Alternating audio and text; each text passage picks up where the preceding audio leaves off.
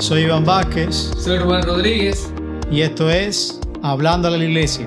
un podcast donde intentamos responder preguntas que hacen los hermanos de la iglesia que habitualmente no podemos responder en otros espacios. Sí, venimos aquí y nos sentamos y tratamos de contestarlas. ¿Qué tenemos para hoy? Mira, en estos días me han estado escribiendo hermanos de la iglesia preocupados. No es una pregunta como tal, pero es algo que los ha conmocionado y tiene que ver con la reciente separación del pastor Steve Larson de su iglesia como pastor. Y bueno, estamos informados de eso porque sabemos, conocemos, hemos leído en las noticias algo público, lo que ha ocurrido, y ha causado conmoción porque algunos hermanos han seguido por mucho tiempo el ministerio del pastor, han leído sus libros, y ha sido poco chocante y incluso algunos con tristeza me han escrito acerca de este asunto. Y creo que sería bueno, Iván, compartir, bueno, qué opinamos sobre el tema, cómo podemos hablar de los hermanos de la iglesia y mostrarle en esa experiencia qué pueden aprender también y cómo pueden ser alentados a pesar de estas cosas.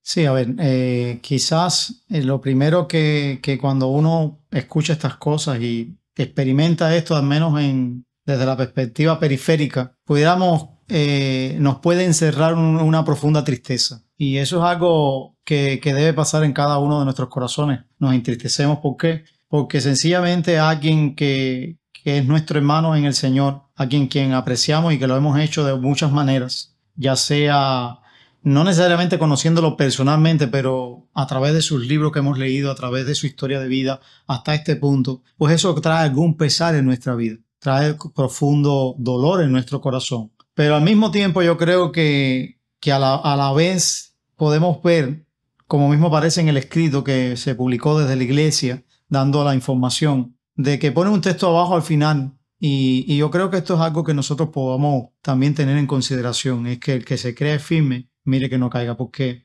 quiero traer esto a la reflexión, porque quizás nosotros en medio de todas estas cuestiones podamos pasar por nuestra mente en medio de todos estos sentimientos de tristeza y demás, decir, bueno, eso a mí no me va a pasar, eso no sucede conmigo. Y tenemos que tener mucho cuidado porque la Biblia claramente nos enseña de que nosotros somos pecadores, de que nosotros somos vulnerables y de que nuestra vida puede estar de muchas maneras marcadas por la caída. Yo no sé qué tú crees, pero yo creo que esto es una de las cosas que tenemos que tener y se nos lleva a tener gracia, a autorreflexionar en lo que ha pasado, pero considerarnos nosotros primeros también, porque nosotros no estamos exentos de caer, no solamente en este tipo de pecados, sino en otros también que caemos, pero que no son públicos, así como estos. Pero es la realidad. Que en este caso, y nosotros no conocemos toda la historia, conocemos lo que hemos leído, pero según la nota que publicó la iglesia, el pastor informó a los ancianos. O sea, sí. Obviamente él pecó, pero él informó lo que estaba pasando. El punto aquí es que lo que pasó con él le pasa a cualquier cristiano. Así es. Claro, lo que cuando es una figura pública tiene un mayor impacto como el pastor. Y es lo que decía. Su pecado, como en cualquiera que podemos cometer nosotros, como que ha cometido cualquier hombre de Dios a través de la historia. ¿Quiere decir esto que pueda seguir siendo pastor? Obviamente no, porque ya no tiene requisitos para el pastorado, pero sigue siendo un hijo de Dios. Sí. Y probablemente, imagino, no sé toda la historia, pero imagino que haya habido una actitud de arrepentimiento y que pues él esté lidiando ahora y por supuesto va a tener que cargar con las consecuencias del pecado y todas esas cosas. Pero bueno, lo que nos interesa a nosotros es lecciones que podemos aprender de ella. Voy a decir una lección la primera es que tiene que ver con lo que decía. Nosotros no podemos idealizar a las personas y no, nunca va a pasar, esta persona nunca. El pecado está acechando y si se le da una pequeña oportunidad vamos a ser afectados, vamos a ser dañados también. Y lo primero es eso, estar alerta. Yo creo que esto le sirve no solo, primero es para los pastores, para los que tienen una posición de liderazgo, pero creo que la iglesia tiene que también aprender en esta experiencia la importancia de orar por sus pastores, de velar por ellos, de también tener presente esto porque ellos también tienen luchas iguales que todos los mismos creyentes y las mismas tentaciones que enfrentan todos los creyentes. Sí. Otra cosa que podemos aprender también de esta experiencia es en cuanto a nosotros ser conscientes de la repercusión que tienen nuestras decisiones. Porque al final, sin denigrar la persona, tenemos que hablar de lo que la Biblia claramente habla, de que cuando pecamos, quienes pecan somos nosotros. No es ninguna fuerza externa, no es algo que esté alejado de nuestra vida. Santiago claramente dice que cada uno es seducido y atraído debido a sus propias pasiones. Entonces, aprendemos de que nosotros mismos somos responsables de pecar.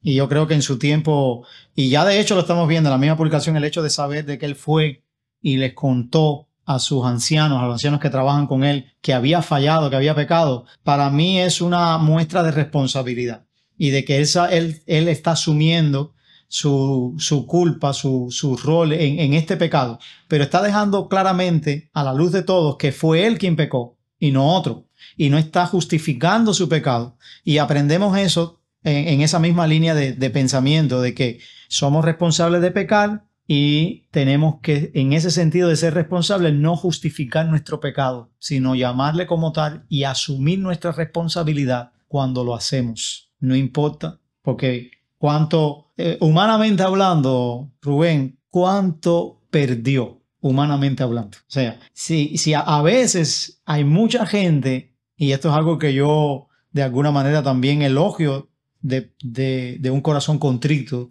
de un corazón que se humilla, que yo le llamo un corazón conforme al corazón de Dios. Cuando tú, sin importar lo que pierdes humanamente, estás dispuesto para demostrar tu compromiso con Dios, a pesar de que has fallado. Porque eso es lo que estamos viendo aquí. Era más fácil esconderlo, seguir escondiendo, no sabemos por cuánto tiempo fue eso, pero es más fácil seguir escondiéndolo y no perder cuestiones quizás humanas que nosotros tenemos o disfrutes de cosas, que salir a la superficie, si pudiéramos usar esa expresión. Eso también diría en cuanto a qué aprendemos, es ser responsable por nuestro pecado y no justificarlo, sino declararlo, confesarlo. Es una de las maneras que aprendemos de no solamente este pecado tan profundo y de alguna manera de tanta envergadura, sino en cualquier otro pecado. Tú tienes que ser, todos aquellos que nos escuchan, junto con nosotros también, tenemos que ser lo suficientemente responsables para llegar y confesar y llamar a las personas y decirle: mira, he fallado, he pecado, aquí estoy. Sí, es interesante porque ahora mismo cuando estaba leyendo el artículo, en los comentarios hubo alguien que puso, tiene doble moral, porque en su momento él juzgó la actitud de otro hombre que se había divorciado y demás, pero ese otro hombre no confesó su pecado, no se arrepintió, sigue en una posición de liderazgo, pero él no está en la misma condición. Y yo pienso mucho, a mí siempre me viene a la mente David y Saúl. Y Saúl pecaba, pero no se arrepentía. David pecaba también y hizo cosas terribles también, pero su corazón, como decías tú ahorita, era diferente. Él reconoció su pecado, él le dolía su pecado, él se humillaba delante de Dios. Su actitud era diferente y Dios lo llama un hombre conforme a su corazón. Yo creo que eso también tiene que eso. Y algo que quisiera decir también es, porque ahora pasa y ha pasado muchas veces, yo me imagino ahora que mucha gente dice: ahora no quiero leer nada ni saber nada de lo que hizo Steve Lawson, porque mira, yo creo que lo que en su tiempo hizo, lo que escribió, y yo creo que puede tener mucho más que aportar en el futuro, porque obviamente no va a asumir una posición pastoral en el futuro, pero Dios puede seguir usándolo. Claro. Y nosotros no podemos ahora despreciar lo que Dios en su momento puso en su corazón, las cosas que ha escrito, el aporte que ha hecho el pueblo de Dios, tiene su valor. Sí. Porque es un hombre de Dios, pecador, pero un hombre de Dios también. Sí, con esto yo tengo a veces una moneda de dos caras que por un lado debe estar marcada por la gracia, por otro lado tiene que estar marcada por la disciplina, o sea, la responsabilidad y el rol de que pecó y fuiste tú, no fue nadie más, fuiste tú quien fallaste. Las dos cosas van de la mano, pero cuando nos desplazamos al área de la cara de la gracia, a veces se nos olvida en ese sentido, por eso le hablo la cara de la gracia, para que no se nos olvide la gracia que fue derramada sobre nosotros, porque que haya fallado, que haya pecado y se haya arrepentido, haya mostrado la genuidad de un hijo de Dios, sigue siendo un hijo de Dios.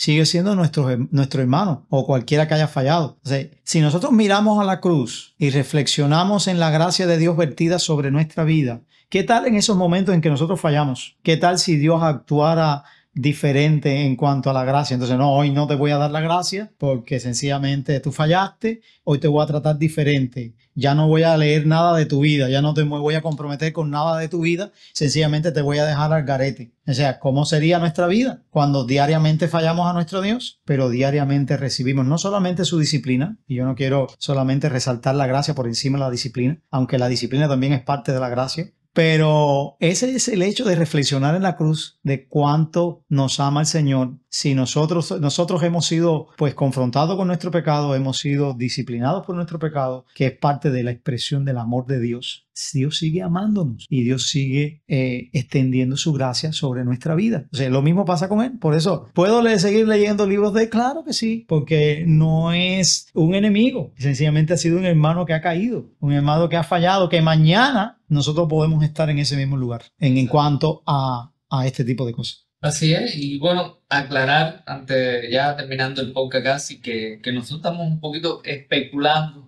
No tenemos toda la información de todo lo que, cómo ocurrieron las cosas. Estamos especulando y tomando y aprendiendo. Reflexionando en lo que pasó y aprendiendo. Aprendiendo y tomando eso, porque quizás alguien escuche, bueno, pero no fue así, yo supe, yo no sé. Bueno, nosotros no lo sabemos todo. Claro. Solamente sabemos lo que se ha publicado en redes, que lo publicó su propia iglesia, por eso lo estamos compartiendo, porque es algo que se hizo público, y lo hizo público la misma iglesia. Entonces, por eso estamos haciendo. Pero básicamente eso, animarles en este sentido a tener a tomarnos la vida cristiana en serio, saber que cualquiera puede tropezar, que cualquiera puede caer y que nosotros tenemos que estar agarrados al Señor y, como dice la palabra de Dios, no dando lugar nunca al diablo. Sí.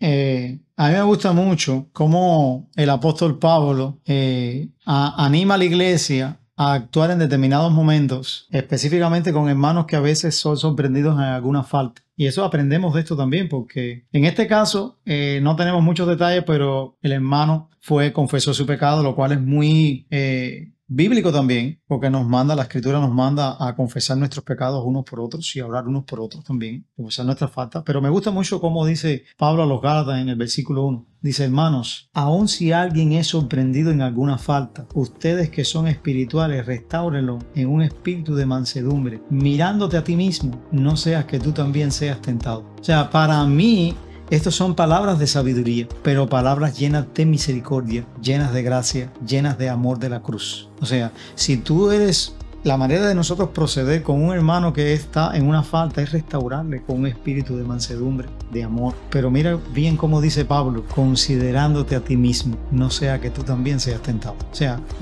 la gracia debe estar en nuestra vida constantemente. Y si el hermano se arrepiente, el hermano está mostrando estos frutos de arrepentimiento, nosotros no somos nadie para no mostrarle gracia. Y eso no significa que nosotros vamos a pasar por alto el pecado. Amén.